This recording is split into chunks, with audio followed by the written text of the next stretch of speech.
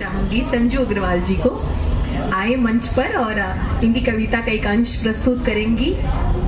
और प्रोग्राम काफ़ी short and precise था, बहुत टाइम पर कंप्लीट भी हो रहा है। हमारे सारे गेस्ट, उम्मीद है जितने सुनने वाले लोग हैं वो भी बोर नहीं हुए होंगे, क्योंकि अक्सर लोग कहते हैं सब कुछ ठीक था बट बड़ा खींच डाला इन्होंने प्रोग्राम को, तो खींच जाता है, वही हम ना खींचते हैं, खींच जाता है ये खुद ही, है ना। So sorry for all that, actually not.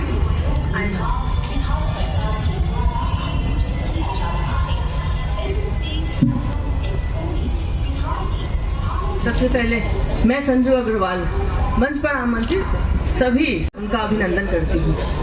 मुझे याद है वो पहली मुलाकात, जब मेरी मुलाकात सरोज आंटी से हुई थी। उनके वो भाव, मतलब वो बोल रही थी तो यूं लग रहा था जैसे कितना स्नेह मुझ पर बरसा रही है। और उनसे हुई मुलाकात मुझे आज भी याद है। पद्मश्री श्री विमल जैन जी के दिव्यांग हॉस्पिटल में उनसे मुलाकात हुई थी और पहली बार मैं वहाँ सरोज पाटनी जी की कविता को पढ़ा था। उन्होंने वतन पे बहुत ही खूबसूरत कविता पाठ करवाया था मुझसे। हर किसी की जिंदगी में एक अवसर आता है, लेकिन मेरा मानना है कि मेरी जिंदगी में ये सुअवसर आया है कि आज मैं सरोज आंटी जी की कविता का पाठ कर रही हूँ और उन्हीं के सामने, तो मेरे लिए बहुत ही सौभाग्य की बात है। यूँ तो आपने व्यथाएं बहुत सुनी होंगी। व्यथाएं किसकी होती है? व्यथाएं होती हैं मनुष्य की, पशु पक्षियों की, जो कभी तकलीफ में होते हैं। और आज इनकी एहसासों की किस्ती के बाद आज एहसासों का आसमां में हमें उड़ने के लिए उन्होंने प्रेरित किया है। तो मैं इनकी पुस्तक एहसासों का आसमां से एक कविता, और कविता नहीं, एक कथा, और यूं कहूं कि कथा भी नहीं, एक व्यथा सुनाने आई हूँ। और ये व्यथा किसी मनुष्य की या फिर किसी पशु की या फिर किसी पक्षियों की नहीं, ये कथा है जूतों की। जूतों की व्यथा सुनकर आश्चर्य हो रहा है ना कि जूतों की भी व्यथा हो सकती है, लेकिन इनकी कल्पनाओं की उड़ान देखिए।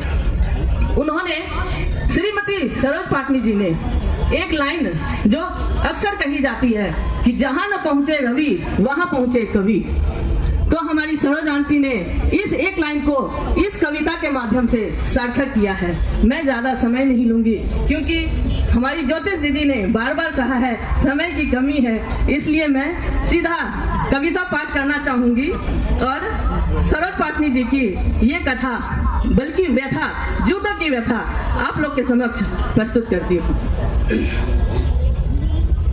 एक रात जूतों ने मुझको अपनी व्यथा सुना दी। एक रात जूतों ने मुझको अपनी व्यथा सुना डाली। इधर उधर लुढ़के जूते मन में देते थे गाली। इधर उधर लुढ़के जूते मन में देते थे गाली। पहले काले जूतों ने अपना दुख बोला। पहले काले जूतों ने अपना दुख बोला। सुटेड बुटेड मालिक ने बेदर्दी से हमको खोला। हम दोनों एक जान हैं, कैसे दूर रह सकते हैं? पर मालिक एक यहाँ एक वहां फेंक कर हमें सदा जुदा करते हैं। इतने में स्पोर्ट्सू ने कसकर अपना मुंह बनाया। इतने में स्पोर्ट्सू ने कसकर अपना मुंह बनाया। इन शैतान बच्चों ने हमको बहुत सताया। खेल में चोट लगे तो पीड़ा कम होती है। गंदे मिट्टी से सने छोड़ देने पर यार बेइज्जती बहुत होती है। आगे और है कि उल्टा पड़ा जूता फिर बड़े जोर से था रहा। कितनी बेतरबी से मुझको यूं लुढ़काया है कि जैसे कल काम नहीं पड़ेगा मुझसे उल्टा कर धमकाया है।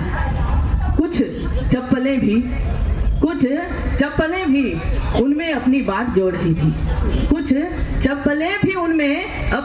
जोड़ रही थी।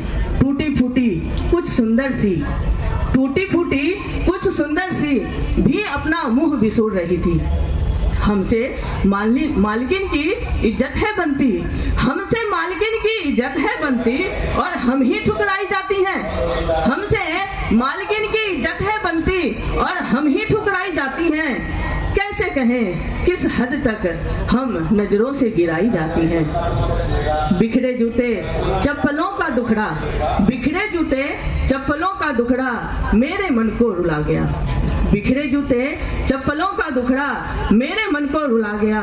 कौन समझेगा इनके मन की, कौन समझेगा इनके मन की, कोई नहीं, ये हमको समझा गया, ये हमको समझा गया।